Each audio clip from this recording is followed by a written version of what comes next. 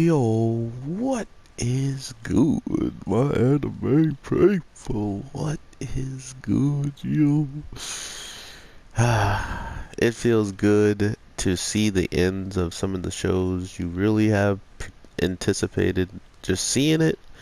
But you guys, I gotta be honest with you, like I always am, and I gotta say I'm a little bit let down at the ending, and the only reason why is because I felt like if you end it like this, you should have some type of way of at least telling the audience like, hey, this is coming back, this is not over, something along those lines. But it just felt like a, all right, goodbye, have a wonderful time, type of deal, and that kind of sucked. That kind of sucked. But to be fair, a lot of the things that pop off within this week's episode was pretty nice to see in the grand scheme of things. I'm not one to see, like, I don't know. I didn't want to, like, imagine what was gonna happen at the end, because I already had, like, my thoughts of what already was gonna probably pop off in what regards. But it just felt like after I guessed a couple times and I was off, I just wasn't really worried about guessing anymore. So I just kind of let it go, So uh, after letting it go and just letting it die down for a little bit, it was nice to see, what was actually going to happen and just let the story play out. So that's why I didn't really put any predictions, like so to speak, behind anymore of what I thought could end it. But to see him get his eyes, which was dope, he got everything back, and then not only does he get everything back and have the chance for revenge on the one person who truly started this all, he still chooses not to. It's like there's some things in this world that seemingly to people are worth, killing or fighting or destroying over, right? And him losing his body to his father wasn't one of those things that made him think that he needed to absolutely destroy this man, to absolutely put him down. And that more or less comes from two people that he truly loves sacrificing themselves at the end of, saving him, or at least at the end of us seeing what was popping off in the castle and knowing that the mother and pretty much his true it's the weirdest thing. So in his eyes, he literally, or like in his ears and a little bit of what he saw, he literally saw both of his mothers pass away, or at least he knows both of his mothers passed away, which it's a funny callback because he called this man that, truly gave him the Buddha statue, who pretty much gave him the true next path for him to walk. Um, he gave him, all that, and seeing that they both stayed in the fire with his younger brother was a pretty powerful moment for the mom. I mean, if any mom has done wrong to their child like she has, at least she was there and did things to redeem herself. So I can't be mad at that. That was a very um, like powerful thing for her to even try to do to uh, redo what she's already done to somebody. And yeah, it actually played out quite well, so I'm really interested in seeing how they're just going to allow a lot of this show to marinate at this point, because even at the end it was kind of alluding to a future, like and that's why I want to see um I want to see the original. I want to read some stuff on this, and I'll probably come back to the comic section, a week, 3 weeks, 4 weeks from now or so, from reading and seeing stuff that maybe was changed, and I'm gonna post it on this video because in the comments anyway. Uh, and just to see, listen to myself and what happened in here, or even go back and watch this because this series was so good.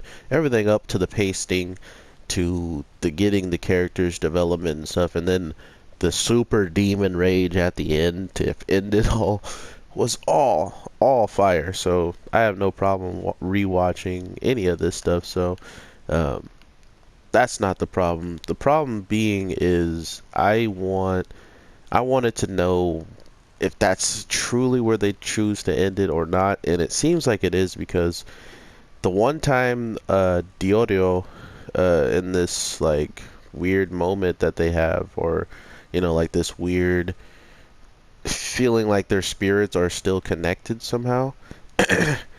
It feels like this is the time where they're both either like passed away, or even though they're far far away from each other, they can still like sense each other. I can't really tell with how they're trying to convey this, including with a bridge that's like completely golden and feeling almost as if it's uh, divined in some type of way, as in like snake way, or just like something afterlifey.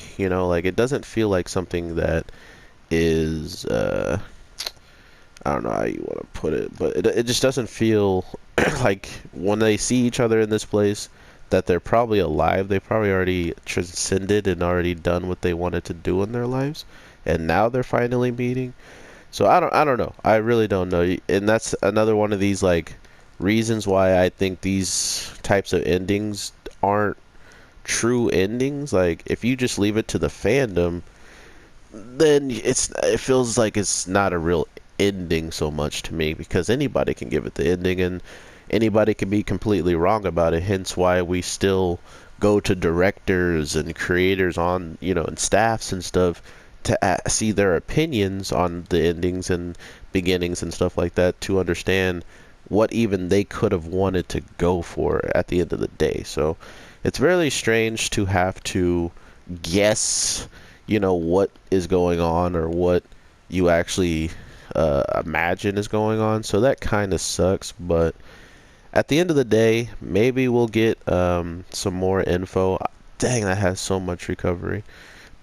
And if we do, hopefully we'll learn like what the heck was their plan at the end of the day here, because to be fair, I did enjoy like everything up to the ending. I just really wanted to understand why he would leave. Then not only why would he leave, why would he not, at least tell Diodio or whatever, the one person who he really wanted to see be okay at the end of all this. He just then leaves her for no, like to go on a path of humanity, or however you want to call it.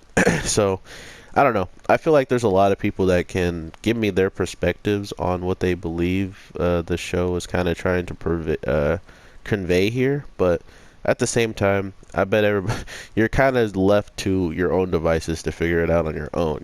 So with all that being said, it was a very, very fun show. I enjoy myself in recording it, and really seeing some of the twists and turns that were going on, and how messed up the family was to our boys and girl. Um, it's just crazy to think it's all over now. For now, anyway. I mean, it feels like we could learn what he does on his path. It feels like we just got a Sasuke ending for him, like, oh, now that you have someone that you truly care for, you can't be with them because of what you've done in your past.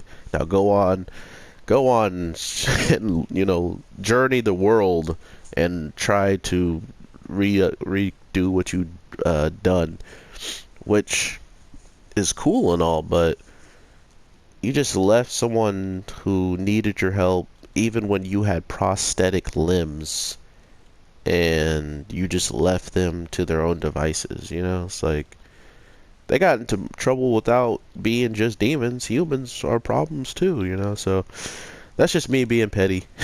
I just wanted more content and more from this story to continue on. I like seeing stories like this play out and have a happy ending or a bad ending, whatever the case they actually wanted to end it off with.